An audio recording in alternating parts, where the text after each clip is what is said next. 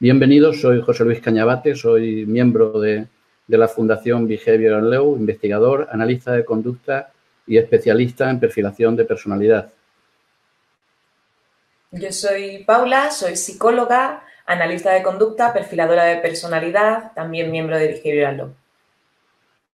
Bien, el procedimiento que vamos a seguir en esta webinar va a ser a micrófono cerrado, porque somos muchos y para evitar que haya interferencias y porque siempre hay problemas con la calidad de las redes.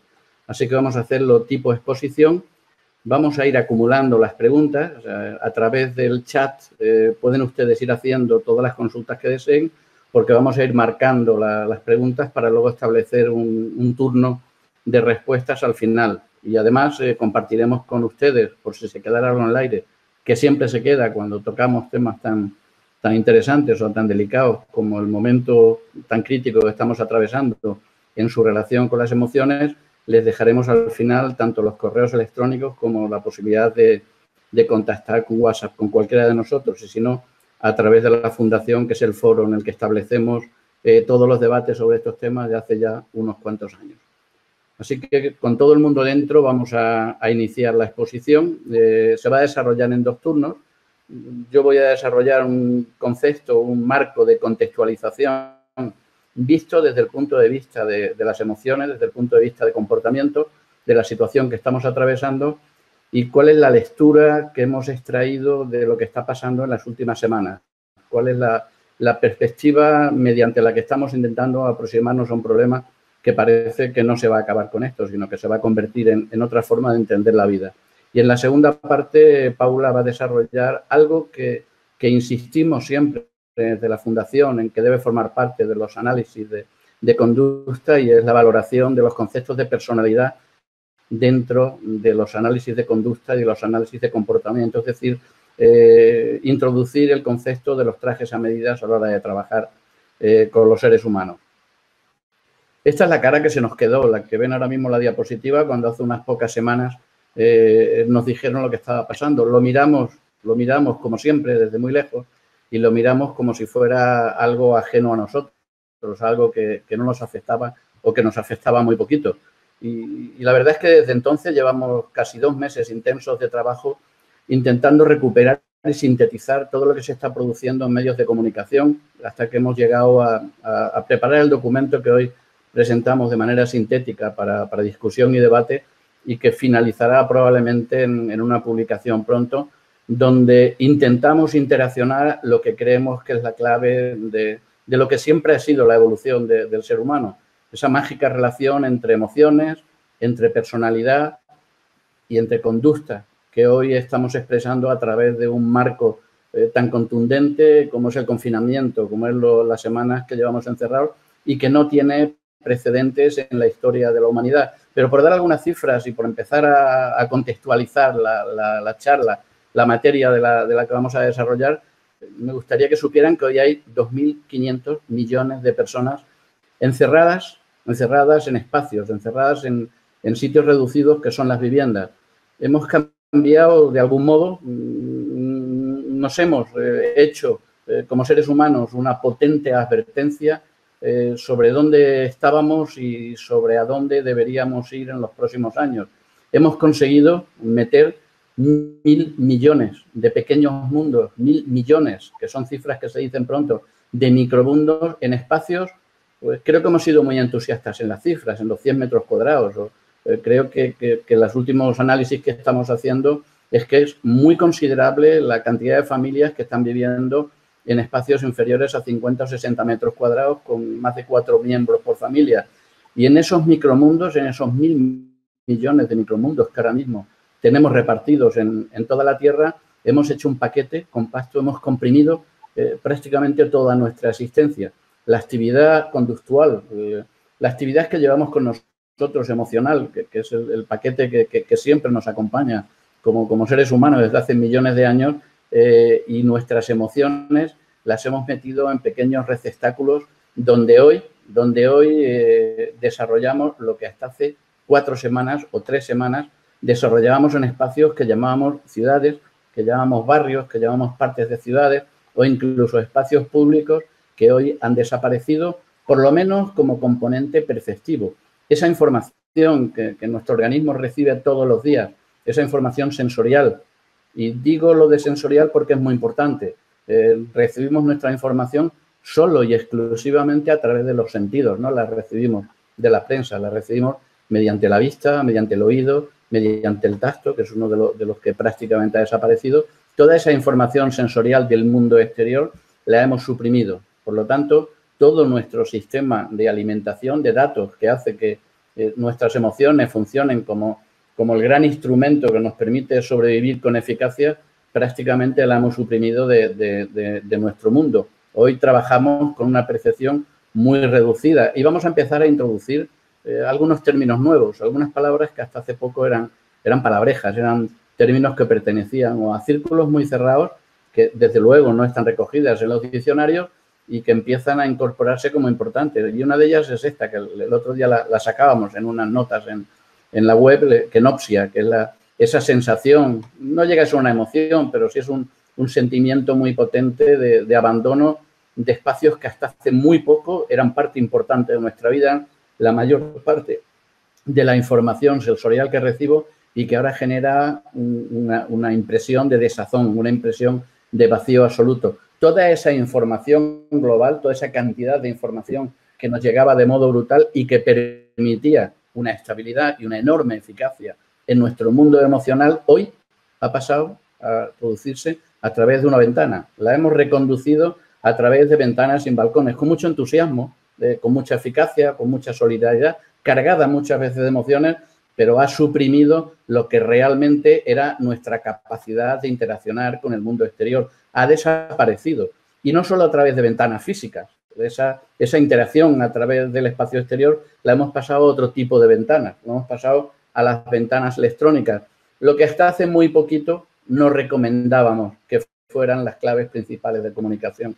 Los que hasta hace 2 meses, cuando hablábamos de la eficacia o de optimizar los recursos del ser humano en su interacción, lo que incluíamos dentro de las grandes formaciones en comportamiento, en comunicación no verbal y recomendábamos evitarlo o por lo menos reducirlo a su dimensión real de prolongadores de comunicación, se han convertido hoy en nuestras únicas puertas al exterior, en nuestra única conexión sensorial, si es que podemos llamar conexión sensorial a la tablet. Desde luego lo estamos intentando y lo imitamos con la mayor eficacia. Pero esto nos ha planteado una serie de cuestiones, una serie de problemas que tendremos que responder en los próximos meses, probablemente.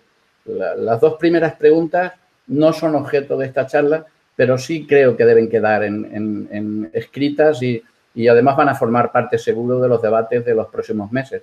La primera es, a nivel global, ¿están nuestras instituciones, tanto las privadas como las públicas, preparadas para algo que se está consolidando como lo que va a ser el nuevo futuro social laboral? Es decir, gran parte del trabajo en casa, gran parte de la actividad sociolaboral a distancia, desde luego, está siendo rentable. Por lo tanto, podemos contar con que conceptos como teletrabajo van a formar parte de la cotidianeidad del próximo periodo, de ese nuevo mundo que los expertos ya están reconociendo como existente, no como futuro. En segundo lugar, la siguiente pregunta es, ¿tenemos nuestras estructuras propias, nuestros niveles de liderazgo preparados para este siguiente mundo que viene? Tenemos redes, tenemos equipos, estamos entrenados en ellos, tenemos conocimiento y las dejo encima de la mesa y me voy a la que nos interesa, a la que ha motivado esta tarde de reflexión o de debate, que es cómo vamos a gestionar a nivel individual este mundo desde lo que hemos llamado nuestras ECP, esa combinación de emociones, comportamiento y personalidad. Esos 3 bloques que interaccionan entre ellos y que conforman realmente el mundo que nos permite actuar con éxito o actuar con ciertos problemas en nuestras interacciones cotidianas. Lo que hemos llamado el cóctel ECP, el cóctel que en una primera relación va a marcar nuestro mundo emocional, esa maquinaria interna que lleva, repito, millones de años con el ser humano, de una tremenda eficacia y que es la que le ha permitido llegar en positivo o negativo hasta donde estamos. De hecho, si nos preguntamos qué hacemos hoy, la mitad de la humanidad metidos en nuestra casa, si realmente somos seres obedientes, si somos tan disciplinados como nos intentan hacer ver a través de los medios de comunicación en los últimos días? La respuesta es no. No somos disciplinados. Lo que pasa es que tenemos miedo. Quien ha conseguido aunar por primera vez en la historia de la humanidad y única a miles de millones de personas ha sido el miedo. Tenemos pánico a que esta situación realmente nos genere problemas a corto plazo terribles. Y hemos reaccionado ante el miedo y además según las fases propias del miedo. Hemos a través del miedo, a través de las emociones, a través de la principal, de una de las más potentes de las emociones, adecuado nuestro comportamiento, que además esa es la función de la emoción, conseguir que adecuemos nuestro comportamiento a las demandas que nos van surgiendo. Pero vamos a ver cómo cuando se agote esa necesidad de la emoción en su máxima dimensión, podemos jugar al revés, podemos incorporar el comportamiento como un modulador de las emociones para que sigan trabajando con esa eficacia y no rebasen. Pero hemos incorporado un tercer factor, que es el que nos parece realmente de importancia. Todas las reglas, todas las normas, todas las instrucciones, incluso todas las conclusiones globales que estamos sacando, no son válidas si no tenemos en cuenta que todos somos maravillosamente diferentes. Somos seres distintos, con pautas de personalidad, con rasgos totalmente distintos, y dentro de nuestro lenguaje del futuro, de un futuro que ya no es futuro, de un futuro que ya estamos viviendo, dentro de nuestro lenguaje tiene que empezar a aparecer la capacidad de interactuar y de leer en personalidad. Afortunadamente, la máquina no funciona con sus piezas individuales.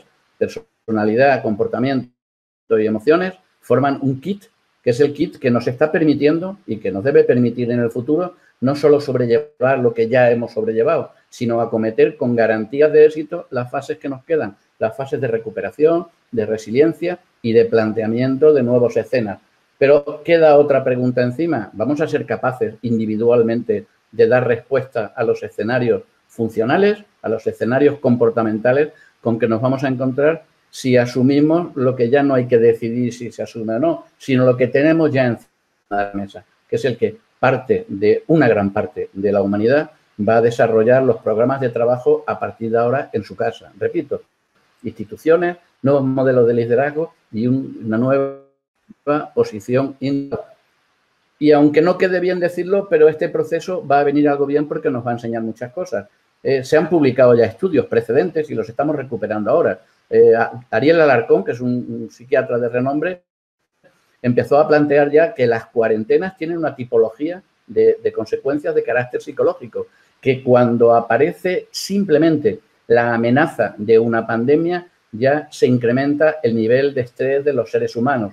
Un nivel de estrés que se multiplica por mucho cuando hablamos de proxémica excesiva, cuando hablamos de problemas de territorio, cuando en espacios terriblemente reducidos metemos más gente de la que biológicamente debería estar, cuando la propia situación de estar encerrado provoca automáticamente mal genio en las personas y cuando se disparan la combinación de las tres emociones más terribles, que es el miedo, la ira y la tristeza, que son las emociones que definen en grupo normalmente un modelo de crisis y que son las tres emociones que estamos superponiendo con diferentes líneas de tiempo en el proceso que creo, que parece que estamos terminando de sufrir. Inevitablemente esto ha producido inquietud. Se nos han generado potentes miedos, potentes terrores, tipo de emociones preocupantes y eso a su vez ha producido toda una generación de material discursivo maravilloso en unas situaciones y dudoso en otras. De hecho, hicimos un ejercicio el otro día, lo venimos repitiendo cada día para ver cómo van cambiando y poníamos en internet manuales para gestionar emociones con el coronavirus y nos salieron más de 1,5 millones de resultados. Es decir, hay más de 1,5 millones de personas, no es así evidentemente, pero háganse ustedes una idea de la cifra de la que estamos hablando. Más de 1,5 millones de anotaciones que tienen que ver con un manual para gestionar emociones con el coronavirus. Por supuesto, la gran cantidad de fuegos artificiales, de material tóxico que se produce aquí es terrible.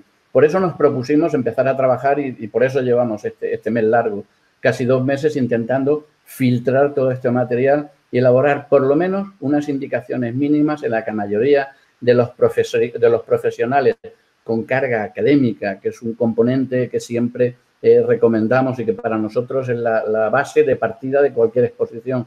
Queremos que lo que se produzca hoy como material científico tenga rigor y el aval del ambiente académico para demostrar que funciona. La gran mayoría está empezando a generar un material de calidad que ahora le sintetizamos un poco. Como consecuencia de esta exposición anterior, puede parecer o puede interpretarse que nuestro sistema emocional está ahora mismo empezando a fallar, que esos mecanismos de lectura emocional pueden tener ahora mismo una cierta incoherencia en la lectura de datos. Esa es la pregunta. ¿Nos está fallando ahora mismo? ¿Tenemos problemas? Se están empezando a producir problemas en el interior de muchos hogares ante la prolongación del encierro. Y efectivamente, pero nuestro sistema emocional no funciona mal. Lleva mucho tiempo funcionando y es muy bueno. Lo que pasa es que es un modelo preparado automático, su eficacia depende de lo que Kahneman llamaba el sistema rápido, ese sistema que funciona con una velocidad increíble, está preparado para un sistema que hoy no entiende. La lectura de nuestra competitividad, la lectura de nuestro mundo complejo, la lectura del mundo en el que tengo que resolver montones de problemas todos los días, obedece a un ámbito exterior que hoy solo vemos a través de esas ventanas que enseñábamos en las diapositivas anteriores y que nos muestran todos los días en televisión. La información que recibimos hoy está sesgada porque la vemos a distancia, porque la vemos a través de un cristal o porque la vemos a través de la tablet, y lo que viene a través de la tablet viene recocinado, como se hace con las encuestas. Entonces, sí es cierto, nuestro sistema emocional funciona bien, pero está, como los huevos de la diapositiva, sometido ahora mismo a una presión que tenemos que ayudar a solventar, que tenemos que ayudar mediante la incorporación de ese mecanismo maravilloso que tenemos los humanos, que es el de la racionalidad. Pero, ojo, cambios no intensos y además permanentes pueden alterar el sistema emocional y el sistema conductual y la colaboración, ese equilibrio que tenemos entre los dos. Y nos queda un tercer nivel, porque siempre cuando entramos en esta fase crítica, en esta fase de problemas, nos planteamos, somos seres racionales y somos capaces de resolver los problemas. No es cierto. Ni votamos a nuestros representantes políticos con racionalidad, ni elegimos los productos que compramos todos los días con racionalidad, ni prácticamente tomamos ninguna decisión con la intensidad racional que habitualmente pensamos. Normalmente nos dejamos llevar por la máquina rápida, por ese componente cómodo de nuestra toma de decisiones veloz, que es el emocional, que, repito, es muy eficaz en determinados niveles, pero puede plantearnos problemas cuando le falta poder leer datos correctos. Y nos queda un tercer componente, que es el lagarto, nuestro cocodrilo, que está agazapado y que solo actúa cuando la situación es realmente alarmante. Y si el cocodrilo se incorpora, o ese componente emocional más básico se incorpora en la toma de decisiones, la situación es más grave, porque al cocodrilo le da exactamente igual que seamos felices. Nuestro cerebro reptil, lo único que le preocupa es que sobrevivamos. El resto de las historias le da igual. Su función es que continuamos sobreviviendo como especie, y entonces aparecen planteamientos como los que se están haciendo por parte de algunos líderes políticos de algunos países, como dejar gran parte de la población fuera, etcétera, y barbaridades de ese estilo. De hecho, con las pocas semanas que llevamos funcionando, ya se reproducen estos procesos y están empezando a aparecer una cierta cantidad de conflictos que empiezan a tener cierta significancia. En China decían que al acabar el periodo de cierre, el número de divorcios se ha disparado. Los abogados de Europa están haciendo unas hipótesis de separaciones como consecuencia del confinamiento elevada. De hecho, sí está apareciendo una cierta inquietud ante esa emoción, ante esos paquetes emocionales que están relativamente descontrolados. Y con esto entramos en cuál es la línea de trabajo. Es un aporte, es volver a reincorporar en la toma de decisiones, en la lectura de nuestro componente emocional, pautas conductuales. ¿Cómo podemos trabajar en ciclo de un modo consciente, intentando recuperar protocolos, rituales, identificadores de espacio, identificadores de tiempo? Es decir, permitir que nuestro mundo emocional sea capaz de releer dentro de la vivienda, en un espacio reducido que no tiene nada que ver con el exterior, nuevas referencias que le permitan reconstruir ese mundo exterior. Volver a dibujar el mundo exterior en los pequeños mundos interiores, en esos 1.000 millones de mundos, que son cifras que se dicen rápido, pero son de una contundencia aplastante. Piensen, por favor, que está la totalidad de la humanidad metida en casas, y la parte de la humanidad que no está metida en casas, eso, porque no tienen casas, que es una gran parte, o porque les están engañando a través de líderes que dicen que lo que tenemos es un pequeño resfriadillo. Entonces, hay dos niveles, estamos proponiendo dos niveles de trabajo a nivel global. El primero de ellos es un control del tiempo que nos permita reconstruir, aunque sea artificialmente, el mundo en el que estamos viviendo como mundo universal. Y un segundo nivel, que es el del el espacio, intentar reconstruir el espacio mediante pautas, ahora las vamos a ver un poquito más desarrolladas, en cuanto a orden, limpieza, una nueva prosémica, una nueva referencia y, por supuesto, incorporando lo que países como Japón, por sus problemas de reducción de espacio eternos, llevan muchos años trabajando, que es la percepción sensorial del espacio, crear espacio sensorial donde no hay espacio físico. De hecho, nos vamos a quedar para la lectura concreta del periodo que estamos atravesando con dos niveles de lectura. Las emociones universales, que son las que nos sirven, es nuestro principal salvavidas, que es el grupo de emociones que nos va a permitir trabajar interactuando con comportamiento y viceversa. Y unos componentes de emociones culturales que, aunque no se repiten en todo el mundo, sí han sido significativamente intensas en determinada cultura, tanto que algunas culturas le han puesto un nombre que no reconocemos en otros países. Hay emociones que parece que solo existen en determinados sitios del mundo. Como decían los grandes autores del mundo emocional, la forma de leer emociones pasa por cuatro etapas, que es percibir, asimilar, comprender y regular. Pero la primera fase de todas, la primera, es identificar lo que tenemos delante, es ponerle un nombre. Así que vamos a hacer un repasito sobre las cuatro emociones que hemos identificado, que aparecen con intensidad y que nos pueden generar algún tipo de fricciones o problemas en este periodo. Por ejemplo, en el mundo demoníaco, quien trabaja con este tipo de historias, siempre, si ustedes han visto películas, la forma de controlar al demonio siempre es saber el nombre. Yo creo en casi todas las religiones. Para poder matarlo tienes que saber su nombre. H.P. Lovecraft, que era uno de los mejores, para mí el mejor autor en terror del mundo, cuando quería de verdad asustar a alguien, ni le daba nombre ni decía lo que pasaba. Dejaba que nos creáramos cada uno nuestra propia historia. Con las emociones nos pasa igual. Los primeros pasos en gestión, los primeros pasos en poder convivir y en poder salir con éxito de una relación emocional que puede ser de fricción, es ponerle nombre, localizarla, cuantificarla y saber qué tenemos delante. Así que estos son nuestros salvavidas, las emociones básicas de carácter universal, que son muy poquitas y que en un caso de una crisis las hemos reducido a 3 nada más con dos matices. Son emociones de carácter universal porque se producen en todo el mundo, son de carácter genético, es decir, nacemos con ellas, vienen con un sello en nuestra frente y son de carácter adaptativa. Nos han servido, nos sirven y nos seguirán sirviendo en el futuro, no solo para sobrevivir, sino para mejorar nuestra interacción con el mundo, nuestra capacidad adaptativa al entorno y al resto de los seres humanos.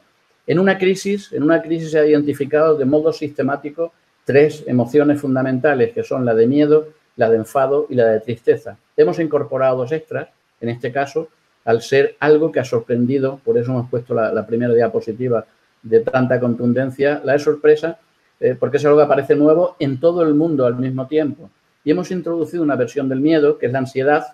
Los psicólogos no lo reconocen como tal, pero muchos autores sí, porque es la única que tiene componentes desadaptativos, la única que no funciona a favor y probablemente sea la más peligrosa en una fase de encierro, de clausura, como nos encontramos ahora mismo. Y 2 factores finales, que son los que pueden cambiar la dirección, los que deben cambiar la dirección de la curva en el momento que incorporemos factores comportamentales que nos permitan corregir las posibles tendencias negativas que algunas de estas emociones pueden asumir si se prolongan demasiado el tiempo o si se convierten en repetitivas. Hemos recuperado una gráfica que sacaba el otro día un diario nacional, El País, sobre el modelo de elaboración de una crisis. La primera que se plantea es la sorpresa. Ha aparecido un virus en China, está lejos de aquí, es una noticia sorpresiva. La segunda que aparece es el primer componente del miedo. El miedo responde a 3 principios. El primero es congelación, que es lo que llamamos las 3 Fs, freeze, fly and fight, con que estate quieto, que no te vea el león. La segunda es huye, que no te pille lo que está pasando. Y la tercera es cuando no tienes más remedio, enfréntate a ello, lucha. La primera, que es la fase que llamamos de congelación, aparece inmediatamente después de la sorpresa. Ha aparecido en China, se puede extender un poco por allí, pero nunca va a llegar al Mediterráneo, ni a España, ni muchísimo menos a América. Inmediatamente después, cuando comprobamos que no es así, aparece la ira. Se empiezan a superponer las líneas de funcionamiento de las emociones. ¿Por qué no se han tomado medidas? Empezamos a buscar culpables, empezamos una reacción quizás de una potente intensidad.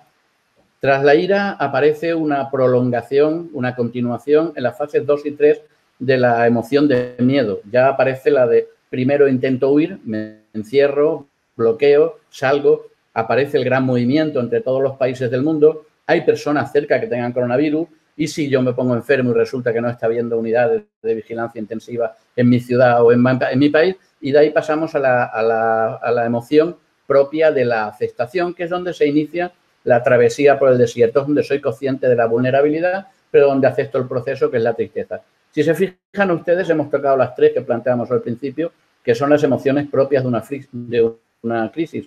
Aquí pueden pasar 3 cosas. La curva puede ser una curva que continúe su línea descendente, no debe ser, porque entonces ni las emociones, ni nosotros, ni la sociedad como tal, ni como seres individuales, tendríamos esa capacidad de utilizarla con carácter adaptativo.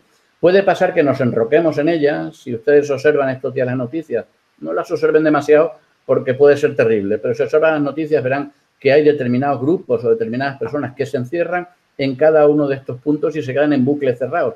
Hay gente que se queda en la fase primera, está pasando en algunos países, aquí no me va a llegar, aquí no va a pasar nunca. Hay otras que se quedan dentro de la ira, inician un ciclo permanente de ira, y hay otros que se quedan en la fase del miedo, incluso la tristeza permanente. Estas 2 son las destructivas, son las 2 no adaptativas. Lo normal es que se produzca una sensación, una situación de aprendizaje y cambio. Aparecen, esto me está obligando a adoptar nuevos hábitos. El ser humano aprende, me cuido y me protejo, veo la oportunidad de ayudar a otros. Aparecen altas dosis de solidaridad. Y por último, que es la fase previsible, que es superior a la primera porque siempre funciona ese componente adaptativo del ser humano que nos permite mejorar y que nos permite, si lo enfocamos correctamente, salir de las situaciones mejor de cómo entramos, que es el componente de resiliencia. Bueno, ¿dónde estamos ahora en esta curva? Pues una lectura por encima es que podemos estar entre el punto 4 y el punto 5. A lo mejor hemos pasado ya al punto 5, algunos grupos. Hay algunos que se han quedado en el 2 o en el 3, pero lo cierto es que la única ruta que tenemos es seguir esta ruta hacia adelante y empezar a trabajar en la filosofía del cambio. Empezar a reconocer, a identificar nuestras emociones para que nos permitan vivir, para que nos permitan gestionarlas y nos permitan pasar con coherencia las siguientes fases. Vamos a hacer un repasito de las 4 emociones básicas, simplemente por ponerles nombre, simplemente porque cuando aparezcan en nuestro entorno directo podamos decir lo que tengo, qué me está pasando y seamos capaces de dialogar, de llamarlas de tú, de vivir con ellas. La sorpresa, que es la primera que aparece, no es realmente una emoción, es una protoemoción. Aparece antes que el resto de las emociones. No funciona sola, es de carácter neutra, no es ni buena ni mala. Y nos permite, sirve para concentrar la atención en algo. Nos desconecta de todo lo que no nos sirve y nos permite concentrarnos en algo que nos interesa. Su función principal es alerta, alertó. Alertó probablemente tarde, pero alertó. No alertó a todos con la misma dimensión. El miedo es la segunda emoción que aparece. Me puede afectar. Funciona con las 3 F que comentaba. La función del miedo es la protección. El miedo está asociado a un peligro real y está asociado a peligro real a muchas cosas, a algo muy concreto. El tratamiento del miedo, la gestión del miedo es su racionalización, empezar a tratarlo de tú. El miedo tiene un componente malo y es que es contagioso. Lo estamos viendo, el miedo se reproduce solo. La tercera es podemos llamarlo una subemoción, que es la ansiedad, es una emoción derivada del miedo, porque es la percepción de una amenaza que no termino de controlar. Es la percepción a un miedo que no tengo totalmente dimensionado, no tengo totalmente interiorizado. La principal característica de la ansiedad que se produce ahora con mucha tensión, es que es desadaptativa. Igual que las otras emociones tienen un final feliz, si se gestionan adecuadamente y todos los seres humanos estamos preparados de fábrica para gestionarlas adecuadamente, a diferencia de esas otras emociones, la ansiedad funciona en negativo. La ansiedad genera una diferencia brutal entre los mecanismos de solución y las causas que lo han provocado. Ahí hay una diferencia de equilibrio terrible. Es una emoción de rumiación desadaptativa. La ira, como decía Shakespeare, es un veneno que uno toma esperando que se muera el otro. La ira es una emoción de una enorme intensidad que se autoalimenta, que es quizás su componente más negativo, que crece solo, cuya técnica, cuya capacidad de gestión está en controlar su crecimiento a través de sus detonantes y que se da con más frecuencia en determinadas tipologías de personalidad. Se da con terrible frecuencia en las personas que tienen un acusado neuroticismo o un acusado narcisismo, entre otros. La ira, su función principal, como decíamos, es la autodefensa. ¿Se puede o se debe controlar la ira? Sí, debemos gestionar, yo creo, casi todas las emociones. La primera de ellas, y esta se va a repetir en casi todas, debemos elegir conscientemente serenarnos. Es el primer paso. Si no se asume ese proceso, gestionar la ira es algo terriblemente difícil. El segundo paso recomendado siempre es retirarte del proceso. Decíamos que la ira se autoalimenta. Dentro de nuestros procesos de trabajo hay que incorporar pausas, evitar estrés. Evitar estrés porque el estrés facilita la aparición de ira de modo redundante. La ira se acumula, la ira se suma y debemos incorporar en nuestros procesos de trabajo sistemas de descanso, de respiraciones, todo eso que normalmente nos parece una tontería y cansino, en las situaciones de tensión en las que estamos empezando a entrar, hay que empezar a incorporarlo como proceso. La tristeza es la última en la secuencia de apariciones. Su función principal es la reintegración y está asociada siempre a lo mismo, a la pérdida de la cotidianidad, a la pérdida de los contactos y a la pérdida de buenas noticias en este caso. Las tres se han dado en el proceso que estamos atravesando. Son más sensibles a la tristeza determinados perfiles de personalidad o determinados rasgos de personalidad. Las personas más emocionales entran más fácilmente en situación de tristeza, así igual que las personas con un cierto neuroticismo. Con la tristeza nos pasa igual que con la ira. Hay toda una serie de protocolos, de mecanismos de trabajo que son, primero, al igual que el anterior, elegir ponerle remedio de modo consciente. La segunda, algo que en estos días está haciendo el bálsamo y que nos ha desaparecido a nivel sensorial, que es recuperar ese contacto social. Hoy no abrazamos a la gente, hemos terminado de dar la mano, probablemente estemos mucho tiempo sin dar las manos a la gente, no interactuamos con esa potencia sensorial que teníamos hasta hace muy poco, interactuamos o a través de los teléfonos o a través de las ventanas. Es decir, nos falta datos que nos entren de interactuación. Tenemos que intentar compensarlo con los que nos queda. Por supuesto, la música es magia, interactuar desde por las mañanas con música funciona. Tampoco hay que eliminar procesos de tristeza. La tristeza es un refugio en el cual podemos escondernos y descansar un ratito, pero también debe estar asociado a procesos que casi todos los estamos haciendo a pesar de los problemas ambientales del entorno de nuestra vivienda, que es algo de movimiento físico. Explota los sentidos y explota las sensaciones culturales que van con ello.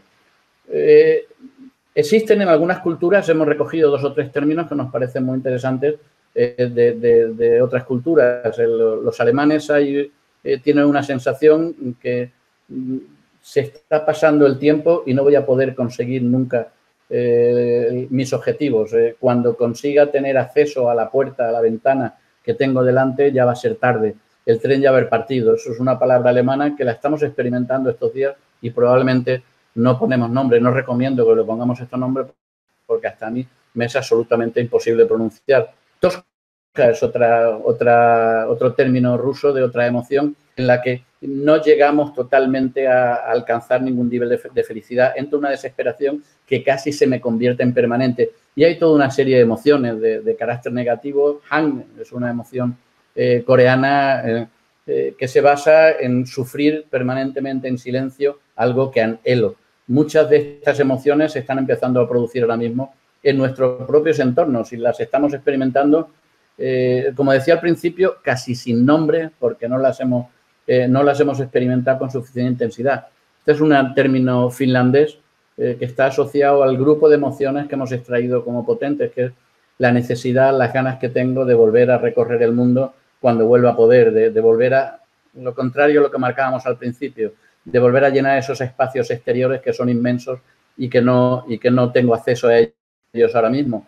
O la necesidad de incorporar pausas mediante ese arte que tienen nuestros vecinos italianos del dolce fare niente, de no hacer nada.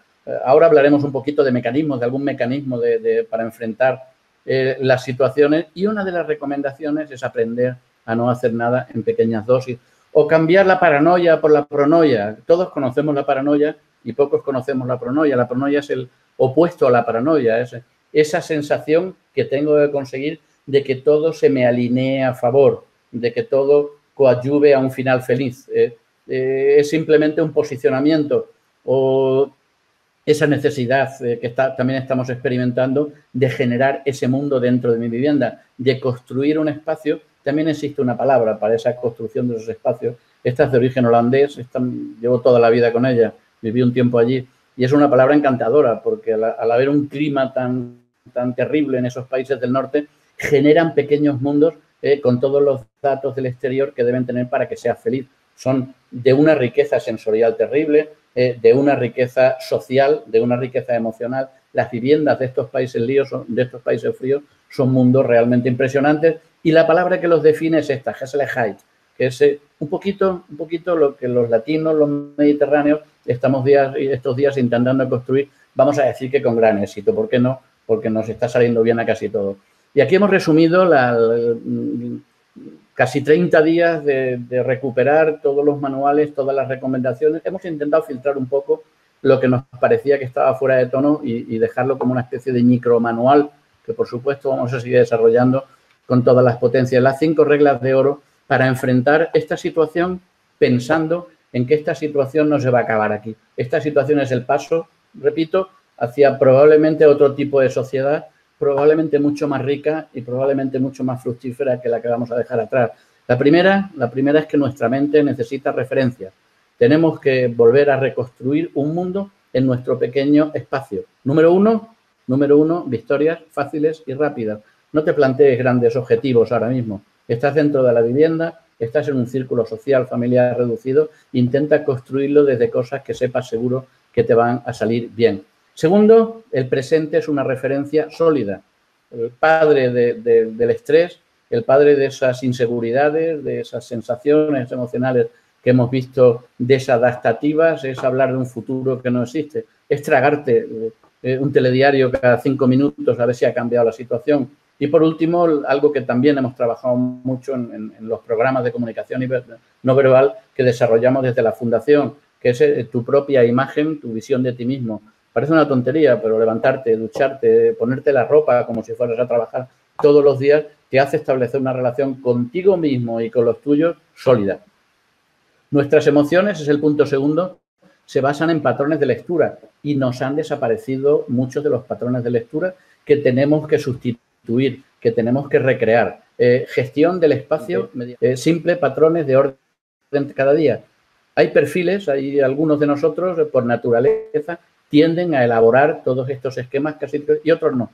El que no lo haga debe empezar a incorporar ciertas dosis, una cierta racionalización en la lectura de mi espacio y de mi tiempo, que es el punto primero.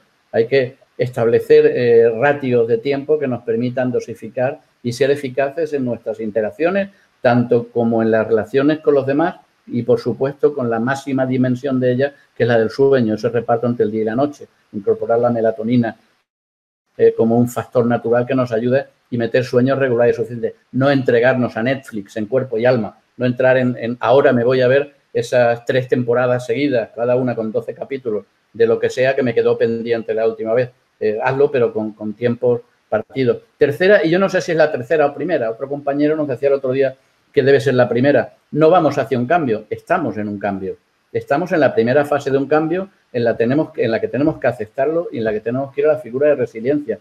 Por lo tanto, no tengas miedo de introducir todos los tipos de pequeños nuevos hábitos, de pequeñas alteraciones y de pequeños enriquecimientos que deben aparecer en nuestra vida. Exprésate, escribe, graba, lo necesitamos ahora mismo, enriquece tu percepción sensorial dentro de las limitadas posibilidades de vivir en un espacio reducido hoy. Altera el lugar, que no te preocupe, muévete, busca rincones propios en la casa y, por supuesto, introduce nuevos hábitos, no hay ningún problema. Vamos, estamos en un nuevo contexto y ese nuevo contexto tenemos que escribirlo y tenemos que volver a construirlo entre todos. La comunicación es clave, siempre lo fue, ahora más. Ahora que tenemos menos claves, lo que hasta hace muy poquito criticábamos como prolongadores de comunicación, pasan a ser todo lo contrario, pasan a ser instrumentos esenciales hoy de supervivencia.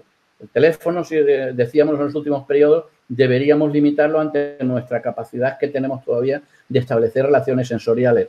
Ya no podemos tanto. Vuelve a recuperar el teléfono.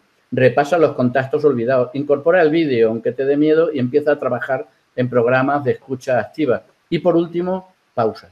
La pausa, el silencio en la comunicación. Utiliza pausas en el trabajo. Ahora os cuento en un minuto ya para terminar la técnica del pomodoro, que supongo que la conoceréis todos, pero por si acaso, y además es muy divertida, nos viene bien. Incorpora la risa y el humor. La risa y el humor es un factor que te permite retirarte del proceso. Para muchos de los problemas emocionales y para muchos de los problemas típicos de algunos rasgos que vamos a ver ahora, la recomendación siempre es retírate. Retirarte físicamente es fácil, retirarte emocional o psicológicamente no es tan fácil. Uno de los mecanismos siempre ha sido incorpora la risa y el humor. Los andaluces lo hacemos con más facilidad, los mediterráneos en general mejor que los del norte y en general los latinos tenemos esa habilidad, así que utilicémoslo. Y busquemos rincones propios al mismo tiempo que respetemos el rincón de los demás. Yo os he prometido que os comentaba la técnica del pomodoro para quien no la conozca, que es muy fácil. Ahora que tenemos el espacio a nuestra disposición y el tiempo a nuestra disposición, a la hora de trabajar, haz un checklist de las tareas que tienes que desarrollar. Cuando lo tengas, elimina lo que no está en el checklist, olvídate, ese componente de distracción que automáticamente, tendencialmente incorporamos toda la mañana, suprímelo, focaliza los primeros 25 minutos de trabajo en el primero y solo en el primero de los temas, para a los 25 minutos y dedícate a hacer algo que sea agradable, desde música, llamar por teléfono, hasta esa costumbre encantadora de nuestros vecinos italianos de disfrutar del no hacer nada. Cuando has terminado ese ciclo de 30 minutos, que son los que los defensores de esta técnica llaman el pomodoro, repite el proceso y si quieres cambia de metodología, cambia de objeto, hasta que hagas 4 sesiones. Cuando hagas 4 sesiones, descansa 30 minutos. Es decir, una sesión, 2, 3, 4, y entonces el descanso en vez de 5 son 30 minutos. Hay una serie de recomendaciones para esto del pomodoro. Y es, primero, no debe haber menos de 2 pomodoros. Para que sea funcional debe haber 4. El óptimo es que trabajemos con 12 pomodoros y no se recomienda trabajar con más de 16, que son 8 horas diarias, que si os fijáis son las jornadas laborales. Esta técnica funciona bien en tareas largas, en tareas solitarias y en tareas que demanden una cierta carga intelectual. Y algo muy importante es tómate en serio los descansos. No existe algo que a muchos nos gusta utilizar con frecuencia, que es ahora tengo la inspiración, no me molestes porque ahora estoy en el superflow. El superflow no existe. El superflow desaparece, esa genialidad brillante que nos permite mantener esas ideas de maravilla durante mucho tiempo, desaparecen. Si te atascas en un pomodoro, ya para finalizar, déjalo, no pasa nada porque acabemos.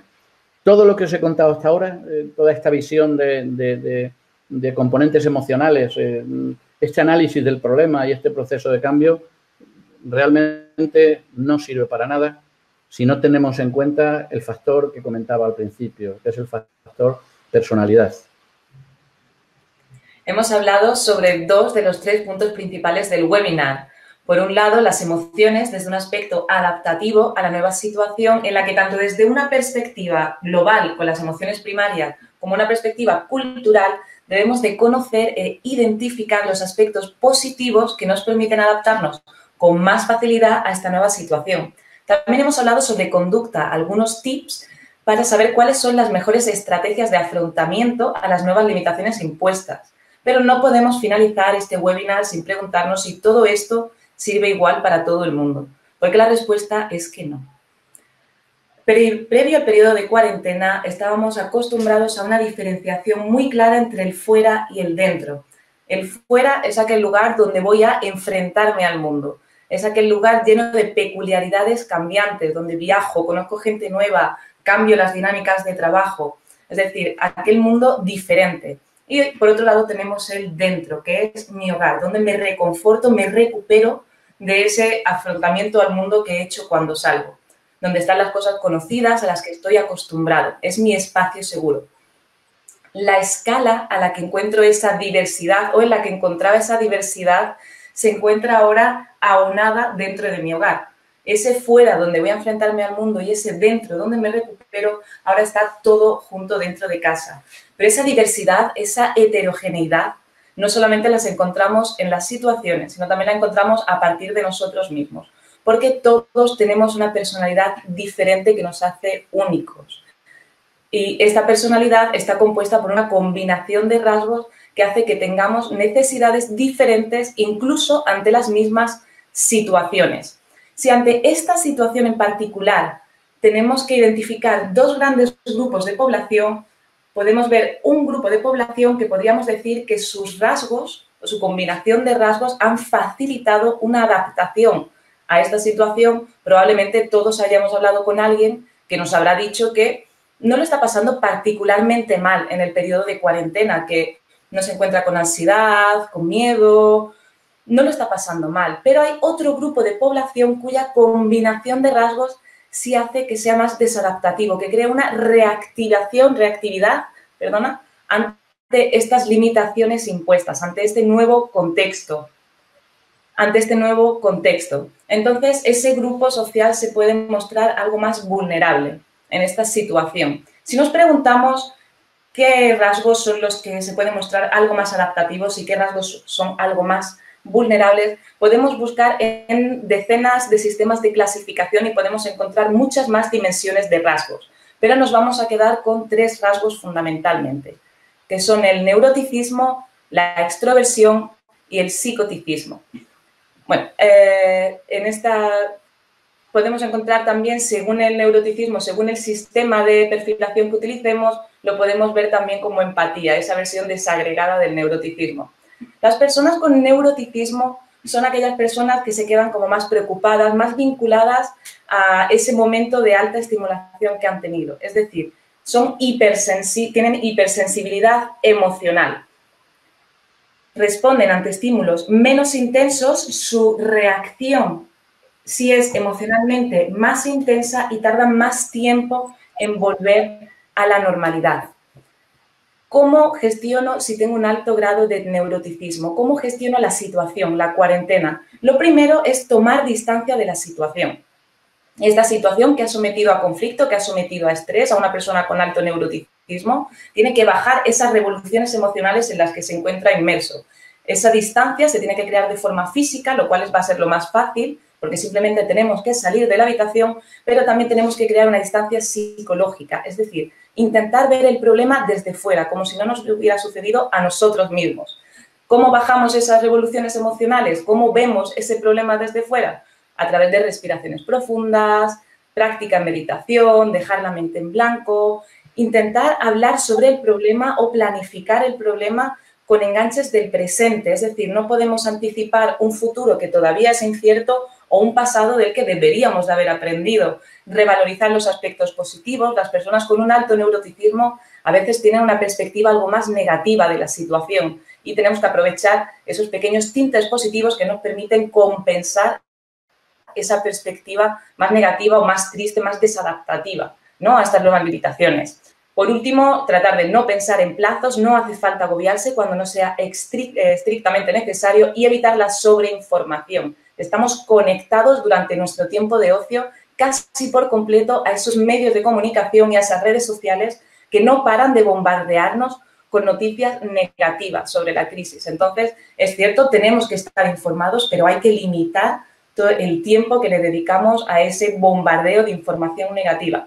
Por otro lado, también podemos ver el rasgo de extroversión. Los extrovertidos son aquellas personas dinámicas, positivas, aventureros, esos que son como unos grandes buscadores de emociones, ¿no?, y de estimulación. Los extrovertidos tienen un nivel de activación cortical crónicamente bajo. ¿Esto qué significa? Hay algunos días como que nos despertamos y parece que estamos atentos, que estamos despejados, que estamos puestos para solucionar cualquier tipo de problema, estamos preparados para ello. pero hay otros días que parece que no conseguimos empezar a activarnos, que parece que nuestro alma sigue todavía pegada a las sábanas a pesar de que ya nos hemos tomado 2 cafés. Esa es la activación cortical. Entonces, los extravertidos nacen con esa activación cortical baja, así que necesitan compensarla a través de estimulación externa. Si escuchan música, más fuerte, las luces también más intensas, más estimulación. Esa necesidad de sociabilización también que tienen, lo suelen tener precisamente porque necesitan más activación. Entonces, a partir de la cuarentena, ese corte de todos los recursos sensoriales o todos los recursos de estimulación que ellos estaban acostumbrados, les va a suponer que puedan bajar otra vez ese tono, esa activación y puedan generar ansiedad. ¿Eso significa que si tengo un alto grado de extraversión no puedo sobrevivir a la cuarentena? En absoluto. Significa que tengo que aprender a gestionar mis rasgos y saber cómo sobrellevarlos durante la cuarentena. Lo primero es asumir que la situación ha cambiado, así que necesito nuevos retos y nuevos hobbies que me ayuden a dinamizar mi día. Actividades de tipo físico a ser posible. Esa dosis social a la que estoy acostumbrado hay que mantenerla. Habitual. También es preferible que sea más o menos estático o respecto a lo que estábamos acostumbrados antes del periodo de cuarentena. ¿Qué quiero decir con esto? Los extrovertidos tienen su pico de actividad desplazado hacia la tarde-noche, entonces fácilmente se les va a desplazar también la rutina. Es importante para seguir conectados socialmente con el resto del mundo que no la desplacemos excesivamente para poder permitir esa sintonía con el resto de la humanidad. Y por último, es un rasgo que también es muy conocido porque se puede mostrar impulsivo, entonces los conflictos, una vez que surjan, va a ser difícil echarlos hacia atrás. Así que si es posible identificar los detonantes de los conflictos, hay que intentar solucionarlos de antemano.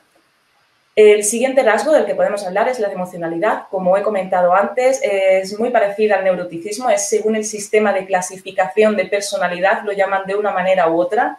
De la emocionalidad la hablamos, por ejemplo, desde el sistema DISC, que hace referencia a ese mayor procesamiento, un procesamiento más profundo de los aspectos sensoriales y emocionales.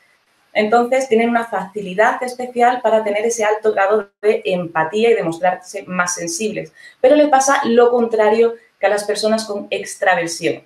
En vez de tener un tinte negativo de la situación, se suelen mostrar por ese tinte negativo, al contrario de los extrovertidos que sí son más positivos. Entonces, sí pueden ser más susceptibles a las críticas. Hay que tener cuidado cuando hablemos con ellos de exponerles siempre las cosas en un lenguaje muy positivo y constructivo. ¿Qué hago si tengo un alto grado de emocionalidad? ¿Qué le hago si soy un emocional durante esta cuarentena? Lo primero es trabajar en el autoconocimiento de mis propias emociones. Es decir, tengo que conocer las emociones básicas, tengo que saber cómo funcionan dentro de mí, ante qué estímulos se detonan. Y a partir de ahí, trabajar en intentar gestionar adecuadamente las emociones negativas y potenciar las positivas. Esa pasionalidad, esa impulsividad con la que responden, la misma que habíamos visto con el neuroticismo, pueden hacer que sea difícil controlar esa respuesta una vez que haya surgido ya el conflicto. Entonces, tenemos que trabajar en bajar esas revoluciones emocionales a través de respiraciones profundas, mindfulness, para volver a tomar el control de nuestras emociones y nuestra respuesta.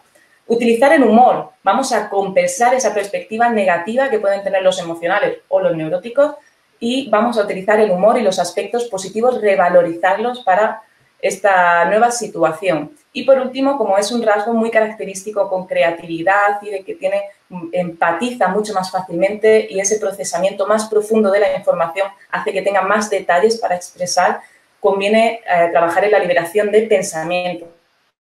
Escríbelos, cuéntaselos a alguien, grábalos, no importa, pero trabaja en esa liberación.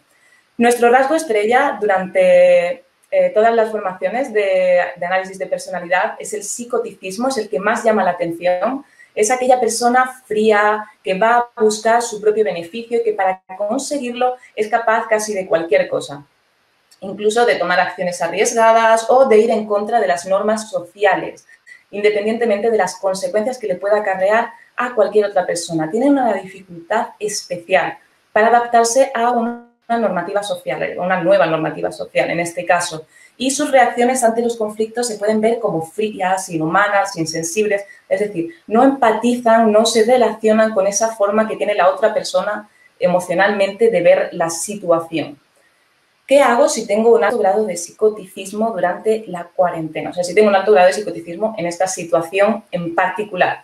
Lo primero es que tengo que reconocer que todas esas estrategias con las que yo afrontaba el mundo, todos esos esquemas mentales que yo me había hecho de cómo sobrevivir, cómo adaptarme, ha cambiado. Entonces, mi esquema mental de antes, si A, entonces B, ahora ya no me sirve. Por tanto, tengo que crear una nueva planificación que hay que exponerla de forma clara a nivel familiar, que a ser posible me lleven por conductas prosociales, faciliten la sociabilización y que se basen en el respeto mutuo. Las actividades, a ser posible, que también impliquen un alto grado de actividad física que me ayude a bajar la impulsividad y tomar el control sobre mis reacciones, y es uno de los grados que tienen mayor dificultad para controlar esa respuesta conflictiva, porque hemos dicho que su reacción se puede mostrar fría, inhumana, insensible. Entonces, el grado del conflicto tan agresivo que puede surgir una vez que se haya desencadenado es muy difícil que tengan marcha atrás. Así que es más importante, con ningún otro rasgo, que trabajemos en la identificación de los detonantes antes de los conflictos que puedan generar algún tipo de reactivación o de respuesta agresiva, especialmente ahora que tenemos esa convivencia tan a flor de piel estos días. Una vez que conocemos cómo trabajar con los rasgos que pueden suponer un mayor problema para nosotros mismos y que sabemos identificarlos y que sabemos cómo gestionarlos, es decir, cómo aprendo a vivir conmigo mismo, es importante, tenemos que aprender también a vivir con los demás. ¿Qué pasa con el resto de personas con las que estamos viviendo en casa? ¿Cómo lidiamos con los demás y con sus rasgos? Entonces, vamos a ver los mismos tipos de rasgos. Tenemos el extroversión, neuroticismo, psicoticismo y emocionalidad, y lo vamos a trabajar a través de 3 tipos de estrategias. Como neuroticismo y emocionalidad hacen referencia a los mismos aspectos, que es esa falta de control y de gestión sobre la respuesta emocional, bien desde un punto de vista, desde el neuroticismo, porque esa respuesta es desproporcionada, y desde el punto de vista de la emocionalidad, por ese procesamiento más profundo de los detalles sensoriales, lo vamos a abordar a través de una aproximación emocional. Con la extroversión, que lo que tiene es esa falta, ese lack de activación de serie, tenemos que compensarlo a través de esa estimulación ambiental. Lo vamos a trabajar a través de estrategias conductuales que permitan, a partir de diferentes tipos de actividades, hacer que el extrovertido se encuentre más afín, más buscando, más agradable en actividades que le ayuden a subir esas revoluciones. Y, por otro lado, el psicoticismo lo vamos a abordar a través de un afrontamiento cognitivo, una estrategia cognitiva que nos va a permitir reestructurar cognitivamente cómo esa persona entiende la realidad. Vamos a crear unos nuevos esquemas mentales que permitan ordenar la información, o por lo menos identificarla de otra manera, para que tengan soluciones funcionales y adaptativas, para que aparezcan esos nuevos hábitos para esta cuarentena. Entonces, comenzando por el neuroticismo y su estrategia emocional, lo primero es dejarle espacio. Se puede sentir agobiado fácilmente. Hay que ayudarle a cambiar esa perspectiva desadaptativa. Habíamos dicho que utilizar esos enganches del presente nos pueden ayudar a no intentar anticipar un futuro incierto o un pasado del que ya hemos aprendido. Muéstrate disponible. Una cosa es dejarle espacio para no agobiarle, pero también hay que mostrarse disponible a esa expresión, a esa comunicación bidireccional que te ayuda a conectar con la otra persona sin agobiarle, para ayudarle a rebajar en conjunto esas revoluciones emocionales. No cedas a la manipulación ni a restarle responsabilidad a sus acciones. Hay que seguir avanzando, hay que seguir tomando retos que conlleven cierto grado de dificultad, pero paso a paso.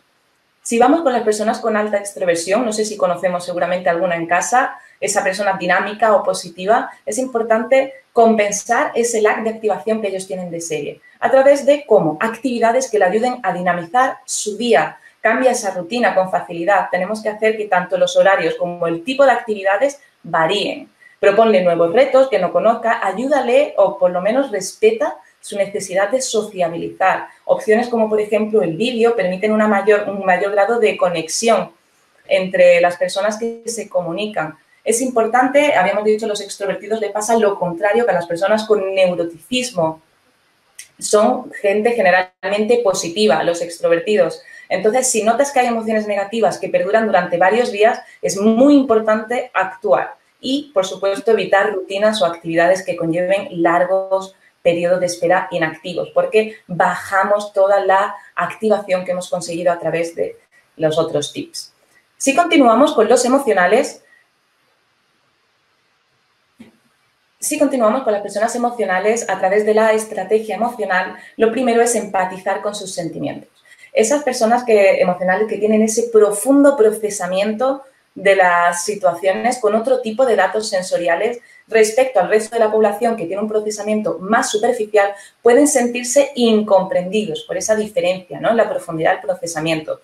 Entonces, es importante que empatices con ellos, que hables con ellos, que te muestres disponible a esa comunicación. También ese mayor procesamiento va a hacer que a veces tarden más en decidirse, en contestar o en tomar decisiones, ya que hacen un procesamiento más profundo, entonces invierten más tiempo en este procesamiento. Cuando surge algún tipo de conflicto, conviene utilizar a la hora de la resolución aspectos sensoriales. ¿Qué quiero decir con esto?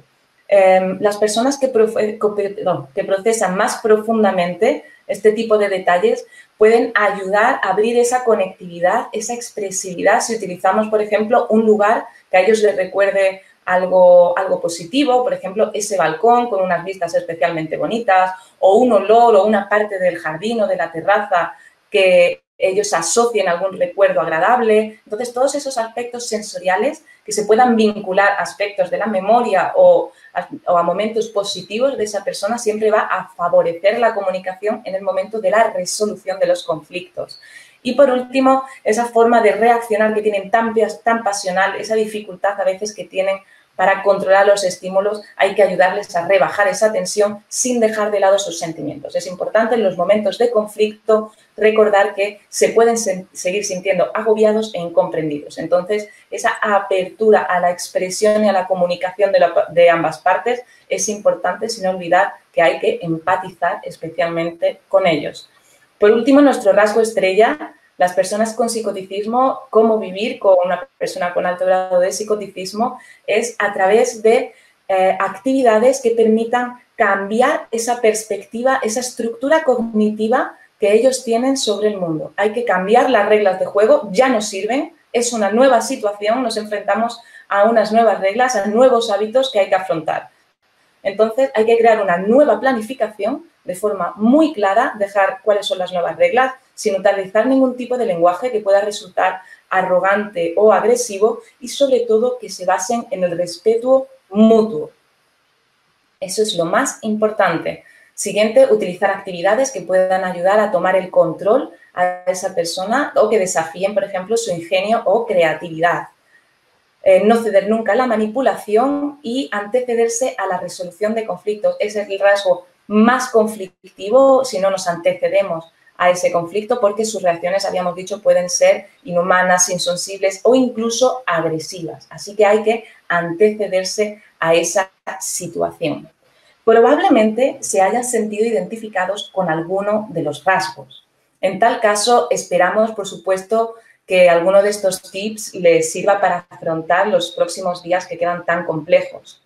En caso de no verse reconocidos en estos rasgos, felicidades, porque probablemente formen parte de ese grupo que hemos llamado adaptativos, porque su combinación de rasgos, su personalidad, ha facilitado una adaptación más fácil, en este caso en particular, y más positiva a esta situación que al resto de personas. Y aunque hayamos pasado la exposición diciendo que no existen fórmulas mágicas de carácter universal, sí nos gustaría terminar con un último concepto que sí creemos que es válido para todos y cada uno de nosotros, que es solidaridad.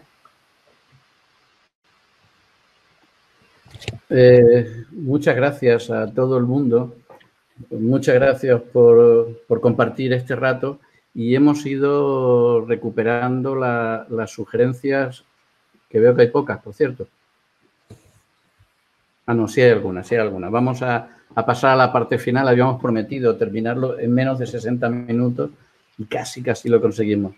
Hay una pregunta que muchas gracias, ha sido un placer escucharos. ¿Qué hago si tengo un mix de rasgos de personalidad que puntúa alto en los 4? ¿El nuevo escenario no generará también nuevos rasgos individuales adaptados a los nuevos contextos? Ok, aquí voy yo.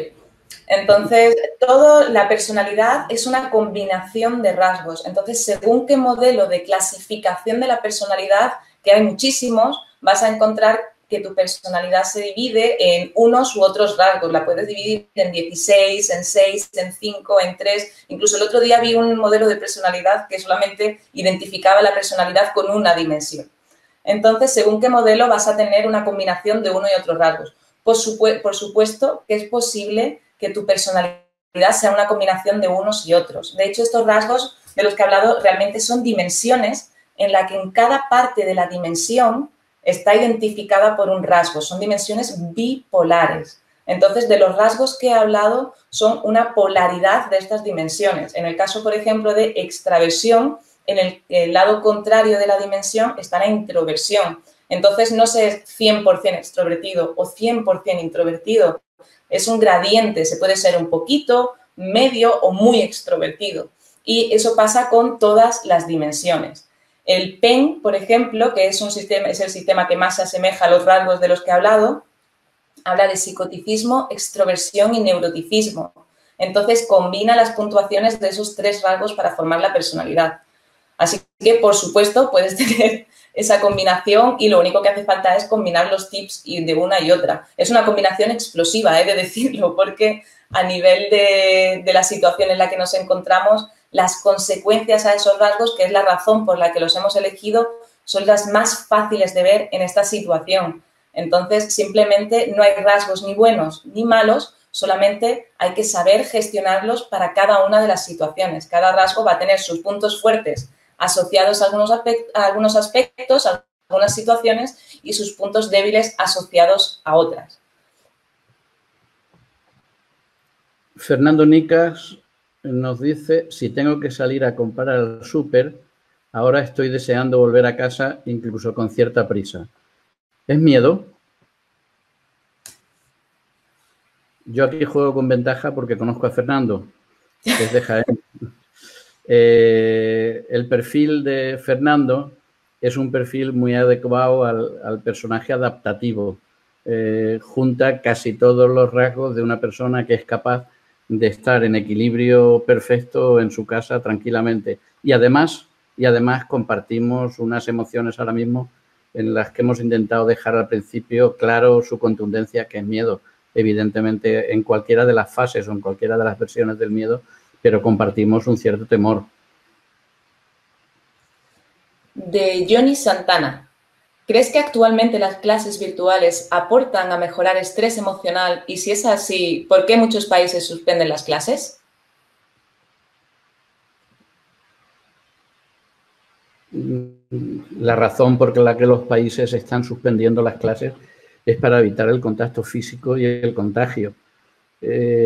Cosa distinta es que estas nuevas pautas de comunicación estén empezando a implementar patrones que ya no son anómalos, que ya no son tan difíciles de reconocer y que empiecen a trabajar favorablemente, lo hemos dicho a lo largo de la presentación, y que empiecen a trabajar favorablemente en nuestros métodos de comunicación. Probablemente por nuestro origen, por el perfil de investigación que trabajamos en Behavioral Law, siempre hemos defendido que la comunicación tiene múltiples componentes y que la variación, la combinación de todos ellos en su mayor grado va a mejorar las pautas de combinación. Pero sí que nos quedará mucho tiempo de comunicación, no solo virtual, mucho, espero. De Fernando Nicas, ¿por qué al salir a la calle y a ver las avenidas vacías y en silencio me encuentro hasta con un cierto miedo? Ha subido. Hasta con un cierto miedo verlas vacías y loco por volver al confinamiento. Tuya, Paula. Vale.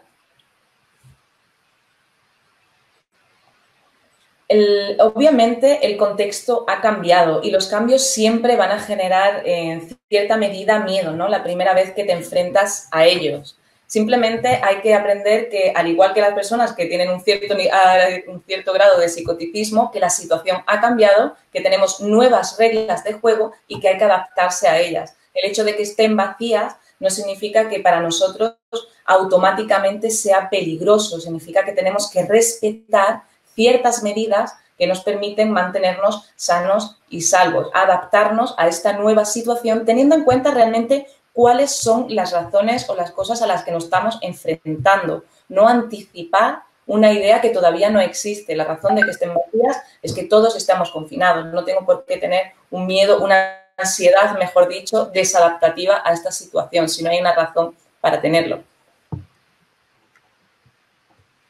Me pregunto en qué medida puede afectar el confinamiento a la personalidad. ¿Pueden surgir más factores, más personas con sentimientos agorafóbicos tras el cese del confinamiento?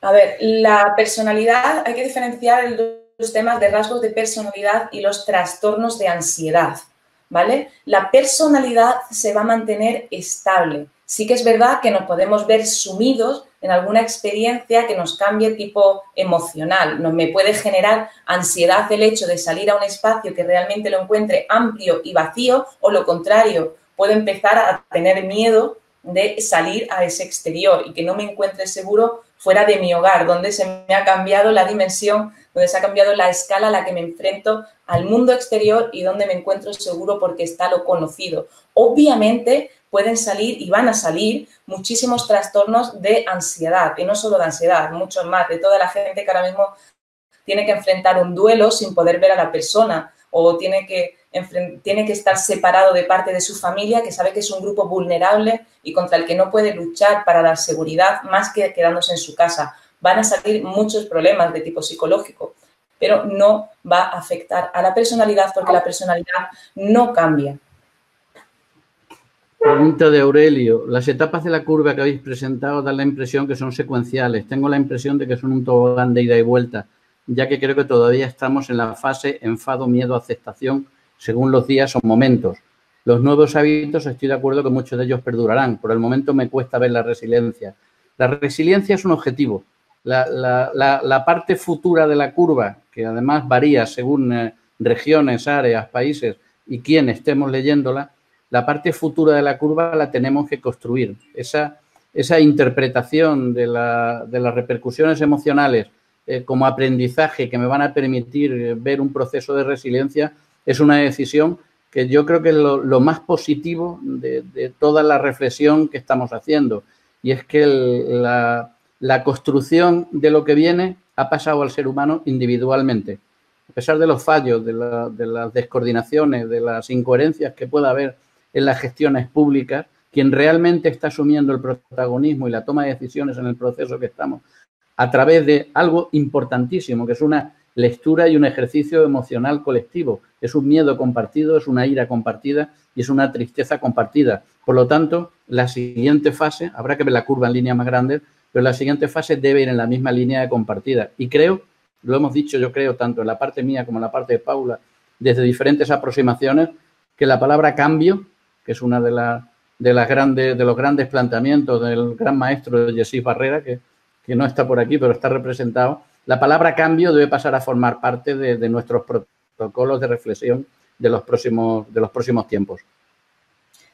Vale, de Floridalma Correa. ¿La situación actual puede profundizar los elementos negativos de la personalidad? Quiero hacer un gran inciso en el hecho de que la personalidad no es ni negativa ni positiva. Ninguno de los rasgos es algo que nos vaya a hacer mejores o peores personas. Son rasgos, y todos y cada uno de ellos lo tienen, que nos van a facilitar adaptarnos con más facilidad a una situación y con menos hacia otra situación. Se van a mostrar más reactivos ante otra clase de situaciones. Por supuesto, todos tienen cosas o puntos más fuertes y puntos más débiles. Simplemente lo que hay que hacer, especialmente en momentos de crisis, es aprender a gestionar esos puntos menos fuertes de la personalidad para que no se acentúen o profundicen o se desarrollen desadaptativamente, se asocien desadaptativamente a esta situación. Carmen, es una realidad que el miedo es latente. ¿Cuál sería el proceder de las universidades ante los grupos vulnerables, aquellos que están pasando necesidades? ¿Cuál sería una comunicación efectiva para ellos? Yo aquí casi me dan ganas de no contestar porque como conteste me tiro una hora, porque es el punto fuerte de Behavior de nuestra fundación. Desde nuestros comienzos estamos intentando analizar y exponer la necesidad de que los procesos de formación de nuestros futuros profesionales incorporen mejoras multidimensionales en la comunicación, no solo entre las personas que formamos en el mundo académico, que es nuestra gran debilidad, sino entre los propios formadores. La necesidad de que el mundo académico se incorpore a una mejora de la interacción comunicativa entre los seres humanos, creemos que es una de las grandes asignaturas pendientes. Así que totalmente de acuerdo tanto en el enfoque de la pregunta como en la sensibilidad que muestras con ella, Carmen. De Álvaro, ¿cómo podríamos adaptar esta metodología y estas recomendaciones para ayudar a los niños a sobrellevar la falta de interacción u otras rutinas que le han sido suprimidas? Como el resto de la humanidad, los niños tendrán rasgos o tendrán algún tipo de circunstancias que le faciliten esa mayor adaptación e incluso aprendizaje de esta situación, y habrá otros cuya combinación le haya resultado que más reactiva a esta situación. Entonces, hay que intentar, en medida de lo posible, adaptarlos a esta situación, facilitarles, por ejemplo, esa dosis para sociabilizar con el resto de sus compañeros, esos medios de comunicación a los que siempre nos quejamos, que estamos demasiado enganchados, utilizarlos a nuestro favor, también es nuestra herramienta para poder luchar contra esta limitación a la que nos han impuesto, a la que nos han cortado casi todo nuestro contexto social a nuestra casa y las personas con las que hablábamos, con las que interactuábamos, casi únicamente a las personas con las que vivimos, y esto no debe de ser así. Hay redes sociales, hay medios de comunicación y podemos seguir conectados. Y insisto mucho en el tema también y podemos aprender de esto, no se basa simplemente en sobrevivir a esta situación. Se trata de salir conociendo más cosas, mejor a nosotros mismos, a las personas con las que vivimos y con más herramientas con las que entrábamos, más autosuficientes. ¿Le cuesta menos adaptarse a la cuarentena a una persona que vive sola o las personas que viven con otras personas en su domicilio? Depende completamente de la persona. Depende completamente de la persona. Hay factores personales que probablemente le lleven a que le pueda ser más cómodo vivir solo o vivir con otras personas. También digo que depende de con quién viva. No es lo mismo vivir con alguien que te llevas bien que con alguien con quien no aguantas esa convivencia por el momento circunstancial que sea que les haya tocado a esas personas coexistir en esa interacción. Entonces, depende de sus rasgos de personalidad, depende de las circunstancias del sitio donde estén viviendo y depende del momento puntual de la relación en la que estén. Pero no tiene por qué ser peor ni vivir solo ni vivir con alguien. Una pregunta de Ferdaus muy interesante, que además tiene que ver con lo que planteábamos al principio. ¿Por qué las primeras semanas del confinamiento las emociones que se experimentan son de estar como en una montaña rusa? Es normal. Hemos metido en un contexto muy reducido un montón de información perceptiva, sensorial y circunstancial enorme, que en principio no cabe. Todo nuestro mundo que se desarrolla hoy más con los tiempos en que estamos de movilidad enorme, que se desarrolla en múltiples ambientes, en entornos competitivos, en entornos adaptativos, lo hemos metido en un espacio muy reducido. O sea, nos faltan todas esas percepciones sensoriales y de la integración del mundo exterior. No la tenemos. Nos hemos metido dentro y estamos intentando que todo eso funcione. Por lo tanto, esa lectura anómala con ritmos totalmente fuera de tono es normalísima. Hasta que lo regulemos, precisamente las recomendaciones que hacíamos en el final de las dos exposiciones era introducir mecanismos que nos permitan recrear una realidad, aunque sea de carácter temporal, aunque sea provisional, hasta que podamos contar con elementos circunstanciales y ambientales más sólidos que nos permitan reconstruir nuestra realidad, entre comillas, real. Lola Salve, personas con TOC, ¿lo llevan mejor? Las personas con este tipo de trastorno generalmente suelen estar asociados también a episodios de ansiedad. Entonces, ese tipo de perfiles en particular no lo van a llevar mejor ante un momento de crisis en el que se le han limitado gran parte de los recursos y además en el que no se para de bombardear con noticias negativas que pueden limitar su forma de adaptarse. Entonces, no, pero no por el hecho de tener TOC, sino por todas las cosas también asociadas a ese tipo de perfil. ¿El confinamiento puede volver a una persona psicótica? ¿Y cuál sería su comportamiento luego de una cuarentena? Quiero hablar sobre el tema, o sea, me encantaría hacer el inciso. Es importante diferenciar que un alto grado de psicoticismo no es una persona psicótica. Se llamó al psicoticismo así porque en su momento estaba muy relacionado con las personas que sufrían psicosis. Pero una persona psicótica no es una persona con un alto grado de psicoticismo. Entonces, me imagino que en la pregunta sí se referían a un alto grado de psicoticismo. No, el confinamiento, las características ambientales no cambian la personalidad. La personalidad se va formando poco a poco. En una parte viene genética, viene determinada desde que nacemos, y en otra parte sí se va formando a través de las vivencias, de la situación, de cómo nos desarrollamos y adaptamos durante la niñez hasta la adolescencia. Entonces, a no ser que suponga realmente una gran crisis personal que cambie completamente a esa persona, generalmente la personalidad no cambia. Entonces, el hecho del confinamiento, de estar en casa, simplemente por el hecho de estar en casa, no tiene por qué cambiar la personalidad. La vivencia de ciertas expresiones emocionales sí pueden hacer que tengas una reacción que esté más asociada a un rasgo que a otro. Cuando una persona puntúa con un alto psicoticismo, no significa que siempre vaya a ser alguien agresivo o que nunca se pueda adaptar a una nueva normativa social. Significa que tiene una tendencia general hacia estas conductas, hacia estos tips del rasgo, pero se puede tener esa tendencia en mayor o menor medida. Por ejemplo, un extrovertido también va a disfrutar de leer un libro tranquilo en casa, al igual que un introvertido va a disfrutar de estar en una sala con otras personas y de sociabilizar. No significa que estén condenados a esos tips que se da del rasgo, significa que tienen una tendencia hacia ese tipo de conducta o de rutinas o de actividades. La personalidad no cambia, así que el confinamiento no va a desarrollar psicoticismo, a no ser que suponga una grave crisis personal que sea puntual y traumática para la persona. Vamos a intentar agruparlas para poder contestar todas. Aurelio nos pregunta si vamos a compartir la presentación. Por supuesto, ese es un criterio de behavior desde el comienzo, que el material es público, el conocimiento debe ser de todos, aunque sea tan humilde y hecho tan artesanalmente como el que hemos elaborado. ¿Qué significa que las emociones son genéticas? Hay emociones que son universales, que son genéticas. Hay emociones que vienen de serie, que nacemos con ellas y que son iguales en Borneo que en Japón, que en Lima de Perú. Son exactamente iguales. Son unas poquitas emociones. Aunque hay diferencias entre los autores sobre cuáles son, las podemos centrar en 6 o 7 según qué autores, que son las 4 más importantes que hemos dicho y 2 o 3 más. El resto de las emociones son culturales. El resto de las emociones surgen a través de nuestra vida. ¿Está aumentando la tasa de suicidios? No tenemos cifras todavía.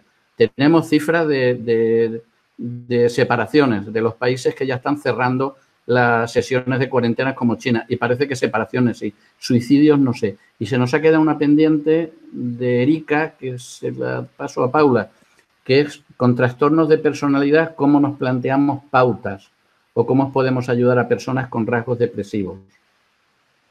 Vale, existen diferentes tipos de trastornos de personalidad. Por supuesto, todas las condiciones o todos los recursos que se ponen a disposición de la gente que tiene trastornos van a variar y son específicos del tipo de trastorno. Es muy importante diferenciar esto. Eso por una parte. Y por otro lado, ¿cómo podemos ayudar a las personas con rasgos depresivos?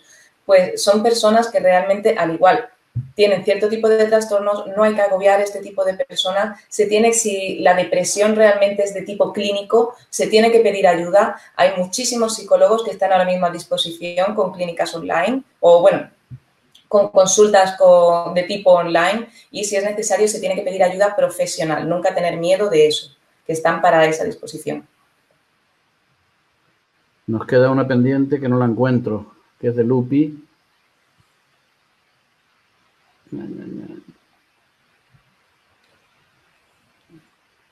Creo que están todas, ¿no?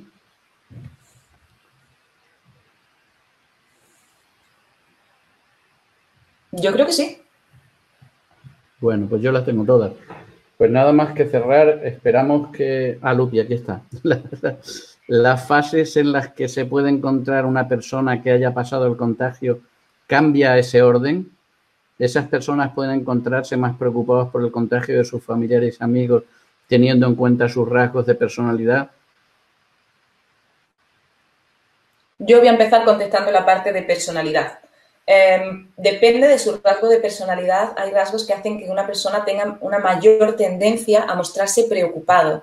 Particularmente los que puntúan alto en neuroticismo, aquellas personas más neuróticas, sí es verdad que les cuesta mucho desvincularse de esa situación. De hecho, generalmente suelen tener problemas para dormir porque una vez que termina el día siguen pensando, siguen preocupados con esas rumiaciones que no se van de la cabeza sobre la situación. Y si además hay una razón que ellos consideran que es real y que existe, pues por supuesto, según los tipos de rasgos, se van a preocupar más o menos. Las personas con neuroticismo probablemente sean las que más. El miedo, evidentemente, lo marcábamos. Tiene dos dimensiones, el miedo por mí mismo y el miedo por mis personas cercanas.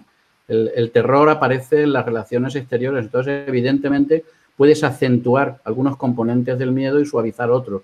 Perder el miedo por ti mismo, que se incremente el miedo por los demás. Pero creo que el factor más importante, el componente más importante de aprendizaje, es ese valor añadido de personalidad. El comentario que ha hecho Paula. Creo que es fundamental interpretar la comunicación, interpretar la lectura de las emociones, interpretar la reactividad de una persona ante una situación de crisis, en este caso tan inmensa, desde trajes a medidas de cada una. Por eso insistimos tantos en la necesidad de que la lectura de los problemas en comportamiento y en comunicación debe ser introduciendo el factor de lectura de personalidad. Yo creo que hemos contestado a todas, nada más que desear que os haya servido, que inicie un pequeño debate. Creo que es interesante no solo para esta situación, sino para la gestión de crisis desde el punto de vista de la gestión de las emociones y del análisis de personalidad. Agradecer a todos vuestra presencia y seguiremos. En cuanto tengamos otra marcha, que la tendremos pronto, la volveremos a anunciar. Muchas gracias, que tengáis un buen día, que os vaya a todos bien en salud y hasta la próxima.